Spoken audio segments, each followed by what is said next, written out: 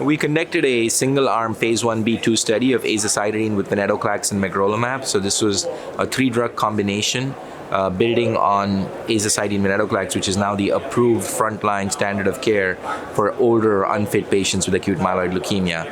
Magrolimab is a CD47 antibody. It's a type of immunotherapy that activates macrophages to attack tumor cells.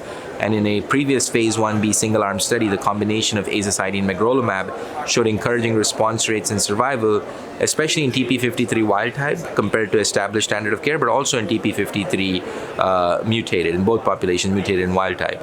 And so based on this, we decided to try and combine azacitidine, venetoclax, magrolimab to see if we could further improve response and survival, both in the TP53 mutated, which remains the most unmet need, but also in the wild type. And so what we saw is that the 3-drug combination was overall very safe. I think that's the most important thing to highlight when we look at these triplets. We did not see very severe cumulative myelosuppression. The absolute neutrophil count recovery was about 32-33 days, which is similar to what you see with Aza-Ven doublet alone in the frontline setting. So I think that this is one triplet that can be done in the frontline setting, and that's not the same for all triplets. Some of the others we do see more cumulative myelosuppression. That may be because magrolimab itself has less inherent myelosuppression, that the combination was not very toxic. The second thing we saw is that the population we got on this study was a very, very difficult population, and that's probably because of the known signal that magrolimab is working in TP53, and people were selecting these high-risk patients. So we actually see that 91% of the frontline patient population were ELN adverse risk, and 65% were TP53 mutated. So these are more than double the numbers of the ELN adverse or TP53 mutated that is seen with Aza-Ven. So that has to be kept in mind when we look at the results. But in spite of that, what we saw is both in the TP53 mutated and the TP53 wild type, the overall response rate was about 75%, with a true CR rate of about 50%. And if you look at the recent frontline Aza-Ven studies, especially the VIALE-A, for such a population, we would predict a CR/CRi rate of about 60% with a CR rate of about 30%.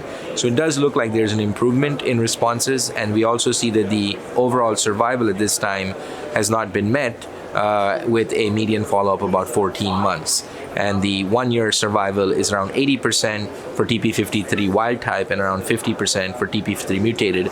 Both of these are much higher than what we would expect with HMA-Ven. So in summary, we think that this 3-drug regimen is safe. We are not getting very significant cumulative myelosuppression, which I think is the key factor to evaluate and optimize for these triplets before they move forward in randomized studies. And we are seeing a signal of improved true CR rate, both in TP53 mutated and wild type, as well as signal for improved duration of response and overall survival. More pronounced in the TP53 mutated, too early to say, and we have to keep evaluating in the TP53 wild type. And based on these data, now there's a large international multi-center randomized phase 3 study of more than 550 patients that will randomize azacitidine, venetoclax, magrolimab versus azacitidine, venetoclax, placebo in frontline patients, including all comers, stratified by TP53 mutation versus wild type. And if that study is positive, then it could actually change the frontline standard of care for AML today, resulting in the 3-drug combination becoming the preferred approach. So we have to wait and see what this study will show in the next few years. Thank you.